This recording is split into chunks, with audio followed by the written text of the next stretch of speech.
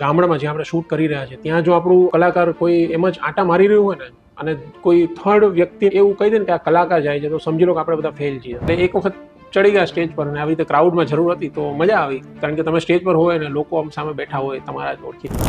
નામ કંઈક એવું હોવું જોઈએ કે લોકો સાંભળે પેલી વખત તો એ લોકો 2 સેકન્ડ માટે અટકે. તમે જ્યારે કોઈ પણ એક આર્ટ ફિલ્ડ સાથે જોડાઓ તો એ આર્ટ ફિલ્ડમાં હંમેશા જે તે વ્યક્તિનું બેકગ્રાઉન્ડ, એનો ઉછેર, એ કઈ જગ્યાએ ઉછરેલો છે, એને નાનપણથી શું જોયેલું છે, એ બધી જ વસ્તુઓની અસર હંમેશા એ કામમાં હોય. બચ્ચાઓનું ફિલ્મ છે, બચ્ચાઓ થ્રુ વાત રિપ્રેઝન્ટ કરી રહ્યા છે તો બચ્ચાઓનું એક સોંગ હોવું એ ડિફોલ્ટ વસ્તુ છે. બહુ મહેનત પછી આસિફભાઈ એક સરસ મજાનો શબ્દ લઈને આવ્યા, જાહો જલાલી એમ. અને એ પેલા જેવું છે કે અખંડ મોજ કે પછી પોતાની જાત સાથેની જે મજા હોય એ. નમસ્તે, મારું નામ વિનોદ પરમાર છે. પાર્થભાઈને ખાસા સમયથી હંમેશા શું કહેને વાંચતા આવ્યા છે, અમારા ઘરમાં એ હંમેશા વંચાયા છે. એટલે હું એવું કહીશ કે અમે લોકો ઇનડાયરેક્ટલી બહુ વખત મળેલા છીએ અને આજે મારા જીવનનું પ્રથમ ઇન્ટરવ્યૂ કે જે જોગાનું જોગ એટલે શું કહેને પાર્થભાઈ જ કરી રહ્યા છે અને મને બહુ જ મજા આવી. સિનેમા સાહિત્ય ચેનલને તમે સબસ્ક્રાઈબ કરો, લાઈક કરો અને શેર કરો. Thank you. કેમ છો દોસ્તો, હું છું પાર્થ દવે અને સિનેમા સાહિત્યમાં તમારું સ્વાગત છે. મારી સાથે આજે છે વિનોદ પરમાર, લેખક, ડિરેક્ટર અને 11મી જુલાઈએ તેમની ચાતર ફિલ્મ આવી રહી છે. તમે ટ્રેલર, ટીઝર અને ગીત એનું યુટ્યુબ ઉપર આવી ગયું છે, તમે ન જોયું હોય તો જોજો. અને વિનોદભાઈને હું પહેલી વાર મળ્યા છીએ. આમ અલબ જલબ એકબીજા સાથે આમ ઇનડાયરેક્ટલી ઘણી વાર વાતો થઈ હોય એટલે આમ ઓળખીતા જ લાગે, પણ અમે આજે મળ્યા પહેલી વાર છીએ. વેલકમ સિનેમા સાહિત્યમાં વિનોદભાઈ. Thank you so much. Chaatar film, આપણે શરૂઆત ચાતરથી જ કરીએ, વર્તમાનથી કરીએ, કે જેનું એક ટીઝર પ્રોમો આવ્યું છે, તમે ફિલ્મ બનાવી છે. તો ચાતર વિશે વાત કરો. પહેલા તો આ નામના ઘણા બધા આમ અર્થ થાય, ચતુરાઈ કે ષડયંત્ર કે તમે કહી શકો, પણ એ નામ વિશે પહેલા તો મને કહો. જ્યારે સ્ક્રિપ્ટ લખાતી હતી એટલે સ્ક્રિપ્ટ લખતા આપણે લોકો વિચારીએ ને કે અમારા મનમાં એવું ચાલતું હતું કે નામ કંઈક એવું હોવું જોઈએ કે જ્યાં છે ને લોકો સાંભળે પહેલી વખત તો એ લોકો 2 સેકન્ડ માટે અટકે અને કદાચ એવા પ્રશ્નો પૂછી લે કે આનો મતલબ શું થાય એમ. કદાચ જો એ ક્યુરિયોસિટી જાગે તો થોડું વધારે મજા આવે. અને પછી અમે બહુ બધી મહેનત કરી અને જે રીતે વાર્તા છે, વાર્તા મુજબ પછી નક્કી કર્યું કે આ નામ પરફેક્ટ છે. અને ચાતરનો મતલબ થાય કોઈ એવી વ્યક્તિ કે જે નવો ચીલો ચાતરે. ઓકે, એ ચાતર. હા, એટલે જે નવો ચીલો ચાતરે એને શું કહે ચાતર કહેવાય. અને ભગવદ ગોમંડળમાં તમે તપાસ કરો તો એમાં એવું પણ છે કે 32 લક્ષણોથી પણ વધારે લક્ષણો ધરાવનાર નાયક અથવા નાયિકા કે જે બહુ જ હોશિયાર છે, તમામ વિષયોમાં નિપુણ છે, એવી કોઈ વ્યક્તિ એમ. અને પછી અમને એમ લાગ્યું કે નહીં, પરફેક્ટ છે. વાર્તા જે મીન્સ કે તમારે જે કહેવાનું છે, વાર્તાનો નાયક જે કહેવાનું છે, અમારે જે રિપ્રેઝન્ટ કરવું છે એ મુજબ આ પરફેક્ટ નામ છે. અને જ્યારે પણ કોઈ સાંભળશે તો એને એવું લાગશે કે આનો મતલબ શું થાય, તો બસ કે પછી અમને એમ થયું કે બસ આ જ ફાઇનલ છે. પછી અમે ચાતર નામ ફાઇનલ કરી દીધું. અને વાર્તા શું છે બેઝિક, આપણે જેટલું અત્યારે કહી શકીએ? ખરાબમાં ખરાબ પરિસ્થિતિમાંથી કોઈ વ્યક્તિએ જો બહાર આવવું હોય તો એના માટે સૌથી વધારે કોઈ જવાબદાર માણસ હોય તો એ પોતે. તો વાર્તામાં અમે આ જ વાત કહેવા મીન્સ કે શું કહે આ જ વાત અમે કહી રહ્યા છીએ, પણ કહેવાની રીત થોડી અલગ છે. એટલે એવું છે કે 8 વર્ષના નાના બાળકો કે જે લોકો પોતાની ઇમેજિનેશનથી સમાજમાં ઉદ્ભવતા અમુક પ્રશ્નો કે શું કહે એને સોલ્વ કરવા નીકળ્યા હોય અને પછી કઈ રીતે એ જીવનની એકદમ રિયાલિટીઝ મીન્સ કે એની સામે આવે અને પછી એને ખબર પડે કે અચ્છા, આપણે જે કલ્પનાઓ કરીએ છીએ તો બચ્ચાઓ જે કલ્પનાઓ કરતા હોય એ કલ્પના આખી અલગ હોય છે અને રિયાલિટી અલગ હોય છે. અને પછી એ આખી વાતમાંથી કઈ રીતે તમે બહાર નીકળો છો, એટલે તમે એટલે આપણે બધા જ આવી ગયા. તો બસ એ વાતને અમે રિપ્રેઝન્ટ કરીએ છીએ. ને વાર્તા તમે જ લખી છે? મેન જે બીજ છે, વાર્તા બીજી તમારો જ છે, આઈડિયા તમારો છે? જી હા, જી હા. એ કઈ રીતે આવ્યો? એમાં એવું છે કે ફિલ્મની હું તમને શરૂઆત કહીશ તો થોડી વધારે ખબર પડશે. ફિલ્મની શરૂઆતમાં એવું છે કે 8 વર્ષના નાના બાળકો એટલે છોકરાઓ કે જે લોકો મમ્મી સાંજે જમવાનું પૂરું થઈ જાય એ પછી વાળું નાખવા જાય, તો શું કહે નાનું એવું ગામડું હોય કે જે દુનિયાના તમામ જગ્યાઓ પર હોય, પછી વધેલું ઘટેલું જમવાનું ફેંકવાનું હોય તો એ પણ બહુ જ કોમન વસ્તુ છે. તો એઠિયા પાસે બધી મમ્મી ઊભી હોય અને એ બધી વસ્તુઓ ફેંકતી હોય અને એ સમય દરમિયાન નજીકમાં પેલા છોકરાઓ બધા રમતા હોય લંગડી કે અક્કડ બક્કડ ને જે બચ્ચાઓની જે રેગ્યુલર રૂટીન રમત હોય એ બધી. હવે એ બધા બચ્ચાઓ રમતા હોય અને રમતા રમતા 25-30 મિનિટનો એ લોકોનો વિન્ડો પીરિયડ મળે અને પછી એ લોકો ક્યાંક અંધારામાં ગાયબ થઈ જાય. શું ને ગામડામાં તો કેવું હોય કે યલો કલરની લાઇટ હોય, વ્હાઇટ કલરની લાઇટ હોય અને એ બસ એટલા જ એરિયામાં પ્રકાશ હોય, બાકી બધું અંધારું હોય. બચ્ચાઓ ત્યાંથી ગાયબ થઈ જાય અને મમ્મી એમની વાતોમાં હોય એકદમ મશગુલ. બચ્ચાઓ ક્યાંક ગયા. હવે બચ્ચાઓ ટાર્ગેટ કરી રહ્યા છે કે ગામમાં જે કોઈ માણસ છે, કોઈ એવું વ્યક્તિ કે જે શું કહે દારૂ પીને ટલ્લી થઈને ક્યાંક ફરતું હોય તો છોકરાઓ એને પકડે અને છાનામાને પકડીને એને મારે. અને છોકરાઓ વિચારે કે જો આપણે દારૂડિયાને મારશું તો દારૂડિયાઓ દારૂ પીતા બંધ થઈ જશે અને દારૂ છોડી દેશે. દારૂ છોડી દેશે તો ગામ સુધરી જશે અને બધાનું ધ્યાન એજ્યુકેશન પર જશે અને એજ્યુકેશન પર જશે તો ગામ આગળ આવશે, ઊંચું આવશે. તો વાર્તાનો બીજ એ રીતે આવે કે હું એવું માનું છું કે તમે સાહિત્ય સાથે જોડાયેલા હોય કે પછી સિનેમા સાથે જોડાયેલા હોય કે કોઈ પણ તમે જ્યારે કોઈ પણ એક આર્ટ ફિલ્ડ સાથે જોડાઓ તો એ આર્ટ ફિલ્ડમાં હંમેશા જે તે વ્યક્તિનું બેકગ્રાઉન્ડ, એનો ઉછેર, એ કઈ જગ્યાએ ઉછરેલો છે, એણે નાનપણથી શું જોયેલું છે, એ બધી જ વસ્તુઓની અસર એના હંમેશા એ કામમાં હોય. અને હું જે જગ્યાએથી છું, મેં હંમેશા નાનપણથી જે જોયું છે તો મને એમ થયું કે યાર આ બહુ પરફેક્ટ સબ્જેક્ટ છે ને, વર્ષોથી મગજમાં ચાલતો હતો. કયું લોકલ બતાવ્યું છે આપણે ફિલ્મમાં? કઈ જગ્યા છે આ? મેં બતાવી છે ધાંગધ્રા. ઓકે. હા, જ્યાં તમે મોટા થયા? હા, હું ત્યાં મોટો થયેલો છું. એટલે આઈડિયલી 2 જગ્યાએ મોટો થયેલો છું. ધાંગધ્રા, ત્યાં હોસ્ટેલમાં ભણતો અને ધાંગધ્રા મારું મૂળ જન્મસ્થળ છે. અને થાનગઢ ત્યાં ભણેલો છું ને ત્યાં મોટો થયેલો છું, બંને જગ્યા પર. એટલે આખા વર્ષના જેટલા પણ વેકેશન હોય કે વાર તહેવાર હોય એ બધા ધાંગધ્રામાં હોય. ધાંગધ્રા નજીક એક નાનું એવું ગામડું છે. ત્યાં કયું ગામનું નામ છે? રામદેવપુર. ઓકે. જે નકશામાં ક્યાંય નથી, નકશામાં બીજું ગામ છે. એની પણ એક અલગ વાત છે. નકશામાં કયું ગામ છે? એનું નામ છે ગાળા. ઓકે. ગાળા એટલે આઈડિયલી ધાંગધ્રાથી 10 કિલોમીટર દૂર એક નાનું એવું ગામ છે ગાળા. તો ગાળામાં અમે આખી આ ફિલ્મ શૂટ કરી છે અને એ મારું જન્મસ્થળ છે. ઓકે. અને એ જે આખી લોકાલિટીઝ છે. હવે શું કહે વાર્તાનો જે પોઈન્ટ છે તો તમે જ્યારે રિપ્રેઝન્ટેશન કરો તો પ્રોડક્શન ડિઝાઇન બહુ મહત્વની હોય એમાં. કે માત્ર વાર્તા અને એક્ટર ને એ બધું તો છે જ, એમાં મહેનત ચાલતી જ હોય. રાઈટ.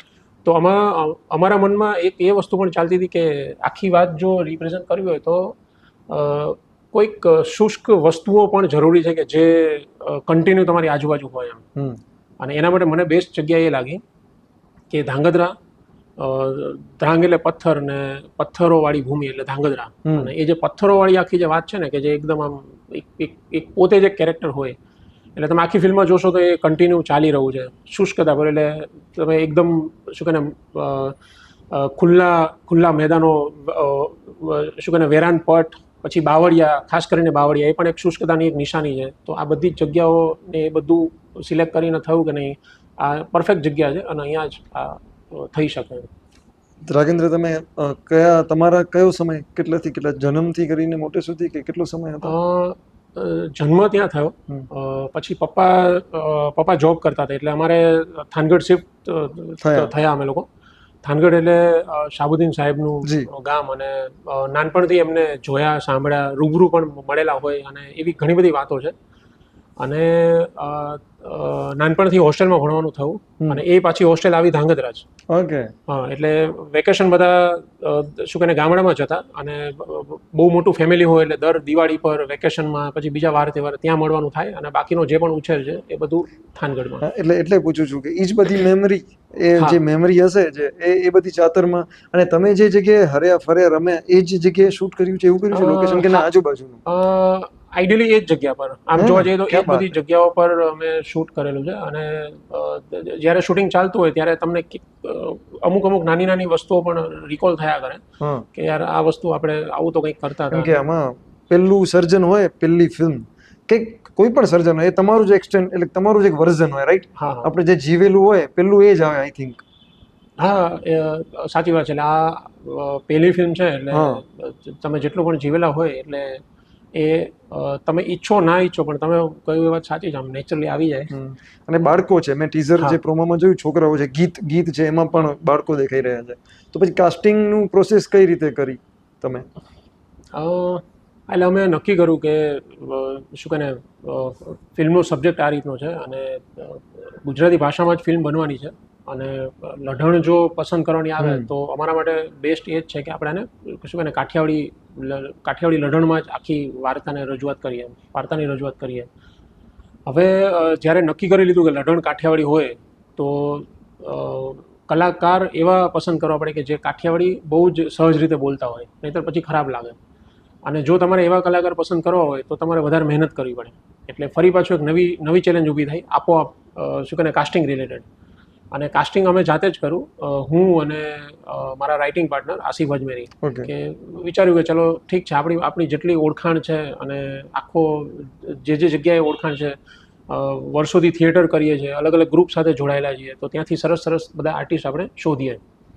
અને પછી એ કામ શરૂ થયું અને નક્કી કર્યું કે પ્રાયોરિટી આપણે આપીશું સૌરાષ્ટ્રના બધા કલાકારોને, કારણ કે ત્યાં એ છે ને બહુ સરસ નેચરલ અને સહજ રીતે બધી વાત આવશે અને મજા આવશે, અને તો જ એ અર્ક શું કહે ને અર્કને આપણે પકડી રાખશું, નહીંતર પછી આખી વાર્તા બગડશે. એટલે at the end Jamnagar, Surendranagar, Dhrangadhra, Rajkot, Bhavnagar, Amreli, આ બધી જુનાગઢ, આ બધી જગ્યાએથી આર્ટિસ્ટ છે. પછી અમદાવાદ,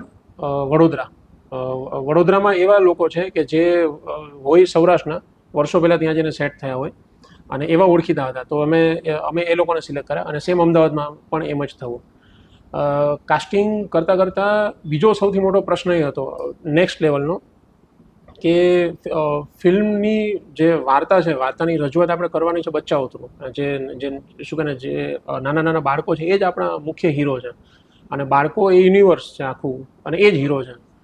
તો હવે શું કરીએ? એટલે અમારી પાસે અમરેલી, ભાવનગર, જુનાગઢ, શું કહે ને જામનગર, ત્યાંથી અલગ અલગ બધા બાળકો આવ્યા, સુરેન્દ્રનગરથી ને બધા, અને બહુ સરસ મજાના બાળકો અમે શોધ્યા. હવે એ બધા બાળકો શોધ્યા એટલે પછી બીજી વાત એ અમને સૂજી કે આ બધા બાળકોને જો અમે શું કહે ભેગા કરીશું સ્ક્રીન પર, તો આ તો એકદમ નાના બાળકો છે. મોટા કલાકાર હોય એને શું હોય, એ અજાણા હોય ને તો 2 કલાક કે અડધો કલાક એક જસ્ટ વાત કરે અને પછી એ લોકો સ્ક્રીન પર આવે તો શું કહે એ લોકોને જે ડિરેક્શન આપવામાં આવે એ મુજબ એ લોકો એકસાથે આરામથી ભળી જાય, અને પછી સ્ક્રીન પર એ લોકોનું એક કોમ્બિનેશન સરસ દેખાય આવે. પણ બાળકોનું એવું નથી હોતું, કારણ કે આઈડિયલી બાળકો એકદમ શું કહે રો મટીરિયલ છે, એકદમ રો. અને પછી અમને એમ થયું કે નહીં યાર, આ કંઈક લોચો છે. જો આપણે આ બધા બાળકોને ભેગા કરીશું તો દરરોજ વર્કશોપ કરવા પડશે, એ તો કરવાના જ છે, પણ આ લોકોની કેમેસ્ટ્રી બહુ મહત્વની છે, અને જો એ કેમેસ્ટ્રી નહીં જામે તો પછી વાત નહીં બને. એટલે પછી બહુ જ મોટું સાહસ કરીને અમે નક્કી કર્યું કે ફિલ્મની અંદર જે 4 મુખ્ય બાળકો છે એ બધા અમદાવાદથી લઈએ, કારણ કે કમસે કમ 2-2.5 મહિના સુધી એ લોકો સાથે વર્કશોપ થઈ શકે અને બહુ સરળ થાય. એટલે એ નક્કી કરીને પછી અમદાવાદથી હિરણ્ય, મેહાન, કબીર અને કિયાના, આ 4 લોકોને ભેગા કર્યા. અને જ્યારે એ લોકો ફર્સ્ટ ટાઈમ મળ્યા તો એ લોકો અંદર મસ્તી કરતા હતા, કારણ કે એ લોકો એકબીજાને ઓળખતા હતા. અને પછી અમને એમ થયું કે નહીં આ પરફેક્ટ છે, અને પછી ચાલ્યું. ભાષા જે તમે કીધી લઢણ, એ કઈ પેલી ધ્રાંગધ્રાવાળી રાખી છે? કાઠિયાવાડી, હા, ધાંગધ્રાવાળી, ધાંગધ્રાની. એટલે એમાં એવું છે કે સૌરાષ્ટ્રની અંદર તમે 2-3 જિલ્લા ક્રોસ કરો તો પણ લઢણમાં થોડોક ફરક પડે, પણ અમે લોકો પકડી રાખી છે ઝાલાવાડની જે સૌરાષ્ટ્રની જે લઢણ હોય એ. ને કેટલા દિવસ શૂટિંગ ચાલ્યું હતું? આ 21 દિવસ જેવું શૂટિંગ ચાલ્યું. એટલે અમારો પ્લાન થોડો વધારે હતો, 23 દિવસનું શેડ્યુલ હતું, પણ અમે બિફોર શેડ્યુલ આખું શૂટિંગ પેકઅપ કરી લીધું. અને એના માટે સૌથી વધારે જવાબદાર કોઈ વસ્તુ હતી તો એ હતી પ્રિપરેશન. અને બધા છોકરાઓએ બહુ સરસ રીતે શું કહે કોઓપરેટ કરવું, વર્કશોપ કર્યા, અને જેટલા પણ કલાકાર હતા એ બધા પણ સરસ રીતે જોડાયા. ટેકનિકલ રિહર્સલ્સ કે જે કોઈ બધું જ બહુ સરસ રીતે ગયું, અને પછી આરામથી શૂટ થઈ ગયું. નાઈસ. તમારો આ જે સિનેમા પ્રેમ છે એની શરૂઆત કઈ રીતે થઈ? એટલે આની પહેલાની તમારી જર્ની કયો? થાનગઢમાં મને યાદ છે, એટલે 10માંથી 12મા ધોરણ વચ્ચેનો પીરિયડ છે, દૂરદર્શનવાળો પીરિયડ, 2000-2002ની આસપાસનો આખો પીરિયડ, એટલે 90sની સિરીઝ, જેમાં દૂરદર્શનમાં અવોર્ડ ફંક્શન ને એ બધું આવે, વર્ષમાં એક વખત ક્યાંક હોય. પછી પ્રાઇવેટ ચેનલ શરૂ થઈ તો એમાં અવોર્ડ ફંક્શન એ બધું આવે. એટલે એ જોતાં મનમાં એમ થાય કે યાર આપણે આવું કંઈક બનાવશું, અને કોઈ એવો સમય આવે કે આપણે એટલે અવોર્ડ લઈશું. એટલે બચ્ચાઓ હોય તો એ ગમે તે કલ્પના કરે. અને એ સમય એ બધો વિચાર આવ્યો એ પહેલાં ઓલરેડી હું છઠ્ઠા ધોરણથી હોસ્ટેલમાં ભણતો હતો. છઠ્ઠા ધોરણથી નાટકના રંગમાં તો રંગાઈ જ ગયેલો. અને એનું બીજું એક કારણ એ પણ હતું કે ગામડામાં નાનપણથી મેં ભવાઈ બહુ જોયેલી છે. વેકેશનમાં, પછી નવરાત્રી સમય દરમિયાન, દિવાળી સમય દરમિયાન ગામમાં ભવાઈ આવે. અને ચાતરમાં ભવાઈ પણ એક બહુ સરસ મજાનો પાર્ટ છે, એલિમેન્ટ છે. જી હા, એકદમ રો એલિમેન્ટ. અને શું કહે ભવાઈના રિયલ કલાકાર જે મેં જોયેલી છે. અને નાનપણથી મેં જેમને જોયેલા, અમરસિંહભાઈ, એ પોતે, એમની આખી ટીમ, અને એ ચાતરનો એક પાર્ટ છે. અને વાર્તા જેમ જેમ આગળ વધે છે, બચ્ચાઓ જ્યાં જ્યાં ફસાય છે, એ લોકો જ્યાં મુશ્કેલીમાં મુકાય છે, તો એને સલાહ સૂચન આપનારો અથવા તો ક્યાંકથી જે સલાહો લે છે, એ બધું જ દરરોજ ગામમાં ભજવાતી ભવાઈના જે ભાગ હોય, શું કહે પાર્ટ આખા, તો એમાંથી એ લોકો બધું કેપ્ચર કરે છે. અને પછી ત્યાંથી એ લોકો નવા નવા આઈડિયાઝ લાવે છે, અને એ રીતે આખી વાર્તા ચાલે છે. તો બહુ સહજ રીતે અમે પ્રયત્ન કર્યો કે ભવાઈ અને બચ્ચાઓની વાત અને ભવાઈને એક આમ સરસ રીતે શું કહે મર્જ કરી દીધો. અને બસ એ જ છે. તો તમે ભવાઈ તમે નાનપણમાં તમે જોયેલી છે. નાટકોમાં તમે શું કરતા જ્યારે? નાટકોમાં શરૂઆત કરેલી ક્રાઉડથી, જેમાં મને આજે યાદ છે પેલું અંગ્રેજો ભારત છોડો અને આઝાદી હમ લેકર રહેંગે ને એવું બધું. એટલે જવાહર નવોદય વિદ્યાલયનો સ્ટુડન્ટ છું, તો ત્યાં હિન્દી એ શું કહે પ્રાયોરિટી લેંગ્વેજ હોય, અને એમાં નાટકો થતા. અને પછી બસ એટલે એક વખત ચડી ગયા સ્ટેજ પર, અને આવી રીતે ક્રાઉડમાં જરૂર હતી તો મજા આવી, કારણ કે તમે સ્ટેજ પર હોય ને લોકો આમ સામે બેઠા હોય, તમારા જ ઓળખીતા, તો ત્યાંથી બસ પછી ફિલ્મ જોવાનું એ જે સિનેમા પ્રેમ કહેવાય છે. ફિલ્મ આપણે નાનપણમાં સિંગલ થિયેટરમાં કદાચ એ તમારું કેવી મેમરીઝ છે બધી? એના માટે ધાંગધ્રાની ઋતુરાજ સિનેમા, પછી સુરેન્દ્રનગરની મિલન ટોકીઝ ને એ બધું, ઇવન થાનગઢમાં પણ વાસુકી ને એ બધું. અને મને બહુ સમય પછી ખબર પડી કે મારો જે ક્લાસમેટ છે એના ઓનર જ એ મીન્સ કે આખું થિયેટર જ એમનું હતું. એટલે ત્યારે મને એ મિત્ર પ્રત્યે વધારે પેલું થયું, કહું ક્યાં વાત, આખું થિયેટર જ આ પેલું કરે છે. અને ખાસા વર્ષો સુધી બધું આમ શું કરે જોતા ગયા, સિંગલ સ્ક્રીન. અને પછી જેમ જેમ સમય ગયો એમ આ બધા જ થિયેટર નેસ્ત નાબૂદ થઈ ગયા, ધીમે ધીમે એ શું કહે તૂટી ગયા. એટલે જેમ જેમ એ બધા સમાચાર આવે, તમે ક્યાંક દૂર બેઠા હોય મુંબઈમાં કેમ કંઈક, અને સમાચાર સાંભળો તો તમને દુઃખ થાય કે યાર આ બહુ ખરાબ વસ્તુ છે. અને હોસ્ટેલમાં ભણતા હોય ત્યારે ઓબ્વિયસલી છાનામાના ભાગીને કોઈ જો કામ કરવાનું હોય તો એ છે થિયેટરમાં જઈને ફિલ્મ જોવાનું હોય. એટલે એવી રીતે ઘણી બધી ફિલ્મો જોયેલી છે ચોરી છુપે, અને આજે એ બધું યાદ છે, મજા આવે. અત્યારે ફિલ્મો જોવાનું કેવું હોય? તમે રેગ્યુલર જુઓ છો કે અત્યારનું કેવું છે? હા, હું રેગ્યુલર ફિલ્મો જોઉં છું. કોઈ પણ હાલે તો સમય કાઢી લઈએ. થિયેટરમાં જવાનું જો થતું હોય તો ત્યાં જઈએ, બાકી ઓટીટી પ્લેટફોર્મ્સ ને એમાં ફિલ્મ જોવાનું ચાલે. છેલ્લે હમણાં કયું જોયું? એટલે દક્ષિણ ભારતના વિશ્વ સિનેમા તમે વાત કરી શકો, શું જોતા હોવ છો હમણાં? સાઉથની ફિલ્મો મને જોઈ ગમે છે. હું છેલ્લા 5 વર્ષથી એ બધી ફિલ્મો જોઉં છું. હમણાં મેં છેલ્લે ફિલ્મ જોયેલી કમલંગી નાઇટ્સ. કમલંગી નાઇટ્સ, હા, એ પ્રોનાઉન્સિએશન લોચો હશે. ચાર ભાઈ વાળી, બહુ જ સરસ એમ. એટલે મને એવી ફિલ્મો જોવી વધારે ગમે કે જે છે ને જે વસ્તુ જેવી હોય એવી જ રીતે એને રિપ્રેઝન્ટ કરતું હતું. કમલંગી નાઇટ્સમાં એ બનેવી કેવા બતાવ્યા છે, રાઈટ? એ જ ને, ફહદ ફાઝિલ વાળી. હા, એ જ. બહુ સારી ફિલ્મ છે. એટલે એમાં અલગ અલગ એક જ ગામના અલગ અલગ બધા કેરેક્ટર્સ છે, એકબીજા સાથે કઈ રીતે જોડાયેલા છે એની આખી વાત છે. અને બહુ આમ શાંતિથી આરામથી ધીમે ધીમે જાય, અને પછી તમને આમ લાગણીની દ્રષ્ટિએ આમ સડી કરતી જાય, અને પછી તમને લાગે ઓહો ક્યાં વાત છે. રાઈટ. શું વાંચો છો હમણાં? હમણાં હું વાંચી રહ્યો છું. હમણાં જ એક નવું પુસ્તક ખરીદ્યું છે, ઉર્વિશ કોઠારીનું, ગાંધી. જી હા, બિફોર આઝાદી, સોરી એ નામ રામચંદ્ર ગુહા સાહેબ. હા, એને ઉર્વિશભાઈએ જે શું કરે ટ્રાન્સલેટ કરવું છે. હમણાં ફિલહાલ એ વાંચી રહ્યો છું. અને એ હું ક્યારે વાંચતો હોઉં છું, એટલે પુસ્તકો વાંચું કે ફિલ્મ જોઉં, કે જેમ કે હમણાં ફિલ્મનું બધું કામકાજ ચાલી રહ્યું છે, તો તમને એમ થાય કે 2-3 મિનિટનો બ્રેક જોઈએ છે, અને કામ પેલું બહુ થઈ ગયું તો વચ્ચે તમે કાં તો ફિલ્મ જોઈ લો ઓટીટી પર, અથવા તો વાંચી લો. એટલે એ રીતે બધું ચાલે. કયા ગમતા લેખકો રહ્યા છે? વાંચવાનું તો તમારું શરૂઆત પહેલેથી હશે જ તમારી? હા, શાહબુદ્દીન સાહેબને વાંચવા ગમે. એમને હું વાંચતો નાનપણમાં. પછી તમારે પણ 1-2 નામ એટલે યાદ અપાવવા પડશે. હા, એટલે કહું તમને, મેઘાણી સાહેબ, મુનશી સાહેબ, એ બધાને તો મેઘાણી, હા ઓબ્વિયસલી ઝવેરચંદ મેઘાણીને વાંચેલા છે. ઉમાશંકર જોશી, ધૂમકેતુ, પન્નાલાલ પટેલ, પછી શું કહે ને છાપા વાંચવાની ટેવ નાનપણથી છે. છાપા વાંચવાની ટેવ એટલા માટે પડી કે સ્કૂલમાં દરરોજ તમારે ન્યૂઝ રિપ્રેઝેન્ટ કરવાના હોય તો હા. મહિનામાં 2-3 વખત તમારો નંબર આવે એટલે એના માટે તમે છાપા ફંફોડો તો પછી સૌથી ઇઝી રસ્તો હોય છે પૂર્તિમાં જેટલા પણ જૂના લેખકો હોય જેમ કે શું કે રવિવારની પૂર્તિમાં દિવ્ય ભાસ્કરનો સૌથી જી, ઉપર જી. ગુણવંત શાહ છે? ગુણવંત શાહ વાંચેલા, પછી મોહમ્મદ માકડ સાહેબ સંદેશમાં વર્ષોથી. મોહમ્મદ માકડ, હા. એ પછી આપણે મારી એક બહુ સૌથી ફેવરેટ પુસ્તક છે એમના સિસ્ટર ફેસબુક પર જેમનું નામ શું આપણે એક તારો કે નહીં, શરીફાબેન હા વીજળીવાળા? શરીફાબેન આઈ કે વીજળીવાળા આઈ કે સાહેબ. વીજળીવાળા, મોતીચારો. હા મોતીચારો એટલે વનનો મોતીચારો બહુ એકદમ શું Super. કહે સ્ટનિંગ, બહુ બહુ બહુ મજાની વાત છે.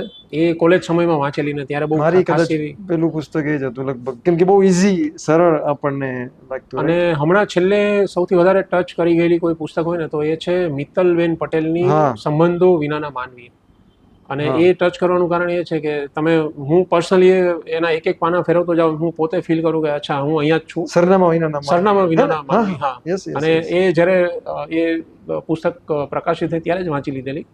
અને એ બહુ હજુ સુધી એની આમ અસરમાં છું એમ, કારણ કે સુરેન્દ્રનગરનું જે આખું માહોલ તમે જીવેલા હોય ને પછી તમે પુસ્તક વાંચો તો તમને એમ થાય કે યસ, આ દરેક જેમાં જેટલા પણ પાત્રો છે, જે પણ વાત છે, એ બધી વાત તમે નાનપણમાં ક્યાંક ને ક્યાંક શું કહે પ્રત્યક્ષ કે પરોક્ષ રીતે ક્યાંક ને ક્યાંક તમે જોયેલી જ છે અને તમે ત્યાં જ છો એમ. અને પછી તમે એની સાથે જોડાતા જાઓ. અને ઘણી વખત એવું બને કે કોઈ એવી પુસ્તક હોય કે જે તમે આખી વાંચી ના શકો તો એને અડધી છોડવી પડે. એવી મેં એક છોડેલી પુસ્તક છે આપણે 2002 વાળી વાત છે. શું નામ? પ્રશાંત દયાળ સાહેબની. હા, પ્રશાંત દયાળ સાહેબ. એ મેં Okay. અડધી છોડી દીધેલી છે. મને એમ કહ્યું કે નહીં યાર હમણાં હવે નહીં વાંચી શકાય, એને સમય આપવો પડશે. કે એવી રીતે ઘણી વખત તમે ફિલ્મ પણ છોડી દો. એવી એક ફિલ્મ છે જોજો રેબિટ, કે જેમાં મમ્મીવાળી ઘટના બને છે ને પછી મેં છોડી દીધી છે કારણ કે હવે મારાથી નહીં જોવાય. એવી અમુક ફિલ્મો છોડી પડે અને પછી થોડો સમય લેવો પડે કે ચલો હવે છોડીએ એમ. ચાતરનું સંગીત વિશે વાત કરો. અને એક ગીત જાહો જલાલી, એક ગીત હા. પણ બહુ સરસ છોકરાઓ ગાય છે આઈ થિંક. હા, હા. હા, સંગીત વિશે વાત કરો, આખી એની પ્રક્રિયા વિશે. આખી ફિલ્મમાં પહેલાં અમે તો એટલું અમુક વસ્તુઓ નક્કી હતી કે શું કરું શું નહીં એમ. તો એમાં એક વસ્તુ એવી નક્કી હતી કે બચ્ચાઓનું ફિલ્મ છે, બચ્ચાઓ થ્રુ વાત રિપ્રેઝેન્ટ કરી રહ્યા છે, તો બચ્ચાઓનું એક સોંગ હોવું એ ડિફોલ્ટ વસ્તુ છે. અને છોકરાઓ શું કહે પોતાના મનમાં જે ચાલતી જે ગળમથલ હોય, આશાઓ હોય, અરમાનો હોય, એ લોકો શું કરવા ઈચ્છે છે, તો એવું નક્કી કરું કે કોઈ એક સોંગ બચ્ચાઓનું તો હોવું જ જોઈએ. અને વિચાર્યું કે એ બચ્ચાઓ શું વાત કરતા હશે એમ. એટલે વિચાર્યું શું વાત કરતા હશે. પછી એના પર ઘણું બધું વર્કઆઉટ થયું. ફિલ્મની અંદર 2 ગીત છે, એક જાહો જલાલી અને મૂંગા જવાબો. બંને ગીત લખ્યા છે આસિફ અજમેરીએ. ઓકે. અને બહુ મહેનત પછી આસિફભાઈ એક સરસ મજાનો શબ્દ લઈને આવ્યા, જાહો જલાલી એમ. એટલે હા, જાહો જલાલી એમ. અને એ પેલા જેવું છે કે અખંડ મોજ કે પછી પોતાની જાત સાથેની જે મજા હોય એ. અને પછી શું કહે વાર્તા જેમ જેમ બનતી ગઈ એમ નક્કી થયું કે બચ્ચાઓ એવી આશા રાખે છે કે અમે એક એવી જાહો જલાલી શોધી રહ્યા છીએ અહીંયા ત્યાં અલગ અલગ બધી જગ્યાઓ પર. અને અમને સમજણ પડતા ખબર પડી કે જાહો જલાલી તો આપણી અંદર જ છે એમ. અને પછી એ ગીતના શબ્દો લખાયા અને મ્યુઝિક ડિરેક્ટર વત્સલ અને કવન એકદમ યંગ એન્ડ એનર્જેટિક છોકરાઓ. કાશી રાઘવમાં મને બહુ એમનું સંગીત ગમ્યું હતું. કાશી રાઘવનું પણ એમને સરસ મજાનું સંગીત આપ્યું અને એ લોકોએ આખી વાત ઝીલી લીધી. અને એ સમયે વત્સલ સાથે મારે એવી વાત થયેલી. વત્સલનો ઉછેર પણ અલગ અલગ જગ્યાઓ થયેલો છે. એમાં સૌરાષ્ટ્ર છે અને મૂળ સૌરાષ્ટ્રના જ છે. ઓકે. એટલે પછી અમે એમને કહેલું કે સૌરાષ્ટ્રને રિલેટેડ અને સૌરાષ્ટ્રની નજીક જઈ શકે એવી જ આખી શું કહે એ જ રીતે મ્યુઝિકને તમારે કમ્પોઝ કરવાનું છે. અને પછી ફાઇનલી એક બચ્ચાઓનું સોંગ બન્યું જાહો જલાલી. અને એનો બીજો એક પ્રોસેસ એ હતો કે આ સોંગ કોણ ગાશે, બરાબર. એટલે અંદરો અંદર ચર્ચા થઈને પછી નક્કી થયું કે આઈડિયલી બાળકો જ ગાવા જોઈએ. અને પછી અમે બહુ બધા નાના નાના બાળકોની શોધ કરી અને પછી ફાઇનલી અમને 4 નાના સરસ મજાના બાળકો મળ્યા કે જે 8 વર્ષ અને 8 વર્ષથી નીચેના છે. જેમાં આરો, રેની, હર્ષિવ અને આરોનો એક ઓકે એટલે 4 જણા હા એટલે સરસ એવી રીતે 4 નાના બાળકો મળ્યા ને પછી ફાઇનલી અમે એમની સાથે ઓકે કાસ્ટિંગમાં બીજું કોણ કોણ છે એના વિશે આપણે વાત કરીએ. કાસ્ટિંગમાં છે મૌલિક નાયક, હમ એક સરસ મજાનો જાણીતો ચહેરો છે. એ પછી કૌશાંબી ભટ્ટ, હમ પછી 4 બાળકોમાં હિરણ્ય, કબીર, કિયાના અને મેહાન, એ પછી ગૌરાંગ આનંદ, પ્રિયંકા પટેલ, ભાવિની ચૌહાણ, મૂળ ધાંગધ્રાના અને એ પણ શું કહે ને સોશિયલ મીડિયા પર ખાસા એવા ફેમસ છે. ઓકે પછી અમુક એવા મિત્રો છે કે જે લોકો થિયેટરમાં અમારી સાથે વર્ષોથી છે અને અમુક ફિલ્મની અંદર એવા મિત્રો છે કે જે લોકોની આ પહેલી ફિલ્મ છે એઝ એન એક્ટર. અને કુલ મળીને એટલે 48 થી વધારે જેટલું કુલ આર્ટિસ્ટ છે કે જેમાં આખી ફિલ્મનું કાસ્ટિંગ થયેલું છે. અને એ સિવાય ભવાઈના બધા આર્ટિસ્ટ એ અલગ. ઓકે તમારી પહેલી ફિલ્મ આપણી વાત કરીએ એ રીતે, બીજું અગાઉ તમે કામ કર્યા જ હોય નાના કે અલગ, પણ એઝ અ ડિરેક્ટર રાઇટર આપણે જે સપનું કહેવાય કે આપણે બનાવ્યું એમ તો બની ગઈ, તમે એડિટિંગ થઈ ચૂકી છે રાઈટ, અને તમે જોઈ હશે, તમને કેવી લાગી છે? સંતોષ છે? હા, મને સંતોષ છે. અને હું આ પ્રશ્નના આન્સરને થોડું હજુ આગળ વધારું તો મારું પર્સનલી એવું માનવું છે કે તમે કંઈક વિચારો અને પછી તમે એને શું કહે ફાઇનલ ડ્રાફ્ટ સુધી લાવો, અને એ છે ને 100% ક્યારેય સંપૂર્ણ બને જ નહીં, પણ હું એવું માનું છું કે 90% પેરામીટર્સથી ઉપર ગયું એટલે ઠીક છે, એટલે ઘણું થઈ ગયું, કારણ કે બહુ બધા. હા, અને બીજી એક વાત એ છે કે હું પોતે એડિટ પણ કરું છું, એટલે શું કહે એડિટ ખ્યાલ છે. અને આ ફિલ્મમાં અમે શું કહે 2 એડિટર છીએ, એક રશ્મિન મકવાણા સારા એવા મિત્ર છે અને હું. તો એડિટ તમે જાણતા હોય એટલે બીજો સૌથી મોટો તો ના કહેવાય, પણ સૌથી પહેલો એક સરસ મજાનો ફાયદો એ થાય કે તમને સેટ પર ખબર હોય કે મારે કેટલું શું કરવાનું. હા, કારણ કે ખબર છે કે એક્સ્ટ્રા કોઈ શોટ લેવાના નથી, અને જો લઈશું તો નુકસાન એ જ હશે કે પેલી જે હાર્ડ ડ્રાઈવ છે ભરાશે, ડીઆઈટીનું જે કામ છે એ બધું, અને ખાલી ખોટું તમે એડિટ ટેબલ પર જશો એટલે ત્યાં પેલું થશે. એના કરતાં નીટ એન્ડ ક્લિયર જ છે કે આ એક જ શોટ લાગવાનો છે, આ જ એંગલ લાગશે અને આ એંગલથી અહીંયા કટ થશે, પછી આ લાગશે અને પછી આ થશે.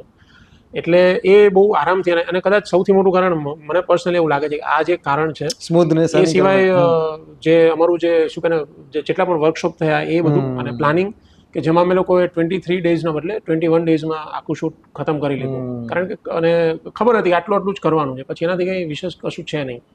અને બીજી એક વાત એ છે કે આખી ફિલ્મમાં મોર દેન 31 સિંગલ ટેક છે. કેટલા મિનિટના કેવું સિંગલ ટેક? 40 સેકન્ડ, 1 મિનિટ પણ એવા તમે રાખ્યા છે? હા છે. અને એમાં સૌથી વધારે સિંગલ ટેક આપેલા છે શું કહે છોકરાઓએ. સૌથી લાંબુ કેટલી મિનિટનું છે? એ હશે 59 મિનિટ કે 1 મિનિટ જેવું, એક આખો મીન્સ કે એનાથી પણ વધારે. ઓકે. અને એની તૈયારી અમે લોકો વર્કશોપમાં કરતા. એટલે આઈડિયલી ચાતરને સૌથી પહેલાં અમે વિચાર્યું કે આને અમે ફિલ્મ ફેસ્ટિવલમાં મૂકીએ, અને એ જ અમારો ટાર્ગેટ હતો કે પહેલી ફિલ્મ છે તો ફિલ્મ ફેસ્ટિવલના આખા એક શું કહે રાઉન્ડને પૂરું કરીએ અને એ પછી એને રિલીઝવાળા સેક્ટર પર લઈ જઈએ. તો એની ટ્રીટમેન્ટ પણ એ જ રીતે આપેલી. એટલે અમે નક્કી કરેલું કે આટલા ડ્યુરેશનમાં જ ફિલ્મ બનવી જોઈએ, અને એ મુજબ જ એ બધું કેપ્ચર થયું. અને સિંગલ ટેક પણ એનો જ એક સરસ મજાનો પાર્ટ છે. અને વર્કશોપમાં છોકરાઓએ એ જ રીતે બધી મહેનત કરી અને જેટલું જોઈતું તે બધું આઉટપુટ બચ્ચાઓએ આપ્યું અને સરસ ડન થયું. એ સિવાય ચાતર વિશે બીજું તમે કંઈ ઇન્ટરેસ્ટિંગ તમે શેર કરી શકો જે આપણે દર્શકો સુધી પહોંચાડવું હોય? અમારી જે શું કહે ઓફ સ્ક્રીન જે ટીમ હોય તો એમાં સિનેમેટોગ્રાફર છે, પછી મેકઅપની ટીમ છે, કોસ્ચ્યુમ ટીમ છે. તો એમાં કોસ્ચ્યુમની ટીમ અને મેકઅપ આ બંનેને અમે લોકોએ અંદરો એક ચેલેન્જ એવી સેટ કરેલી કે જ્યારે પણ ગામડામાં જ્યાં આપણે શૂટ કરી રહ્યા છીએ ત્યાં જો આપણું કલાકાર કોઈ એમ જ આંટા મારી રહ્યું હોય ને, અને કોઈ થર્ડ વ્યક્તિને એવું કહી દે ને કે આ કલાકાર જાય છે, તો સમજી લો કે આપણે બધા ફેલ છીએ. તો એના માટે શું, એટલે સમજી લો કે ભૂલથી પણ કોઈ એવું કહી દીધું કે જો આ કલાકાર જાય છે તો વાર્તા પતી ગઈ. તો એના જે કોસ્ચ્યુમ છે એ પણ એવા હોવા જોઈએ કે એ અંદર ભળી જાય, અને એનો જે કોસ્ચ્યુમ સિવાયના જે અટાયર હોય બધું એકદમ શું કહે નાની વાત, તો એ પણ એમાં આખું ભરી જવું જોઈએ. અને મેકઅપ એવો ના હોવો જોઈએ કે જે અનરિયાલિસ્ટિક લાગે. તો અબ્રાહમ ડેવિડ બહુ સરસ મેકઅપ મેન છે અને બહુ જાણીતા મેકઅપ મેન છે. હિલારોમાં એમાં બધા એ જ હતા, કમઠાણ, ઇવન બહુ બધી ફિલ્મો કરેલી છે. તો અબ્રાહમ ડેવિડ જ મેકઅપ મેન હતા. અને એ પછી જે જોઈતું હતું એ બધું અમને મળી ગયું. અને આમાં વધારે એક વાત એ કહીશ કે શૂટિંગ શરૂ થયું એના એકાદ મહિના પહેલાં જેટલી પણ મીન્સ કે જેટલા પણ ફિમેલ કેરેક્ટર્સ છે, શું કહે બચ્ચાઓ નહીં મોટા જે હતા, એ બધા લોકોને અમે સૂચના આપેલી કે તમે 15-20 દિવસ કે મહિના સુધી કોઈ શું કહે આઈબ્રો વેક્સ કે એવું કશું જ ના કરાવતા, કારણ કે એ નાની નાની ડિટેલ વસ્તુ છે ને એ જ થિયેટરમાં મોટા પડદા પર રિયાલિટીથી એકદમ વધારે એકદમ વાસ્તવિક લાગશે ને એની નજીક લઈ જશે એમ. અને બીજું એક પાર્ટ એ છે કે જેટલા પણ બચ્ચાઓ છે તો ડ્યુરિંગ વર્કશોપ અમે એ લોકોના પોટી ટાઈમ પણ નોટ કરેલા. એટલે તમે જ્યારે શૂટ કરતા હોય ત્યારે તમને એવું ના થાય કે બધું તૈયાર હોય અને પછી છોકરાઓ, કારણ કે છોકરાઓ સાથે કામ કરાવવાનું છે ને, અને છોકરાઓ તો બહુ એનર્જીથી હંમેશા કામ કરતા જ હોય ને, પછી અચાનક એમનો શું કહે પોટી ટાઈમ ક્લિક થાય તો પછી ઘણી બધી વસ્તુઓ ગડબડ થાય તો એ તમને પહેલાંથી ખબર હોય તો એ બહુ સહજ રીતે આરામથી નીકળી જાય અને બચ્ચાઓ પણ એકદમ કમ્ફર્ટેબલ હોય અને અમે પણ કમ્ફર્ટેબલ હોય.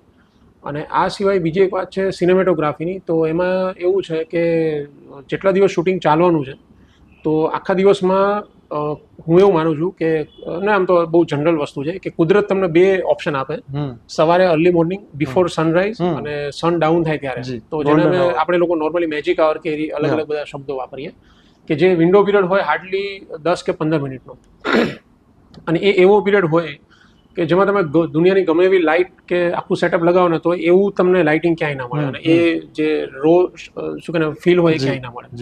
એટલે વર્કશોપમાં અમે એ મહેનત કરતા હતા કે જેટલા દિવસ શૂટ ચાલવાનું છે એમાં સવારના જે શું કહે મેજિક ઓવર પીરિયડ છે એ દરરોજ નહીં ગણીએ, પણ આપણે સમજી લો કે 23 દિવસ છે તો 23 દિવસમાં 3-4 જ ગણો અને સાંજના બધા જ ગણવાના. તો આપણી પાસે 25 જેટલા શું કહે મેજિક અવરના ચાન્સ છે.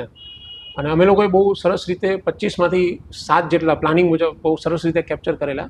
અને એ બધામાં ઓલમોસ્ટ બચ્ચાઓ જ છે અને બચ્ચાઓએ વિધિન 10 મિનિટમાં તો વન ટેક આપીને અને પોતાનું કામ કરી લીધું અને વિધાઉટ એની ટેકનિકલ મિસ્ટેક. ફિલ્મના સિનેમેટોગ્રાફર હસન અખ્તર અને એમની ટીમ, એટલે એમને પણ બહુ સરસ રીતે આખી વાત કેપ્ચર કરી લીધી કે જે ફિલ્મની અંદર છે. રાઈટ. અને ફિલ્મના પ્રોડ્યુસરમાં એક તમે છો અને જોવા જઈએ તો શું કહે દીપકભાઈ પરમાર ફિલ્મના પ્રોડ્યુસર છે. અને આ એક જર્નીનો અંત અથવા તો શરૂઆત તમે કહી શકો. એ કઈ રીતે એ કહું, કારણ કે આપણે લોકો એટલે જે અમે લોકો તો ક્રિએટિવ જે વસ્તુનું સર્જન કરતા હોઈએ, બરાબર. એટલે આઈડિયલી વાર્તાઓ બધા પાસે હોય, હું એવું માનું છું કે વાર્તાઓ તો બધા પાસે હોય જ, પણ એ સંપૂર્ણ ત્યારે થાય કે જ્યારે એમાં ફંડ મીન્સ કે એડ ઓન થાય, કોઈ શું કહે ફાઇનાન્શિયલ પ્રોડ્યુસર એડ ઓન થાય એમ.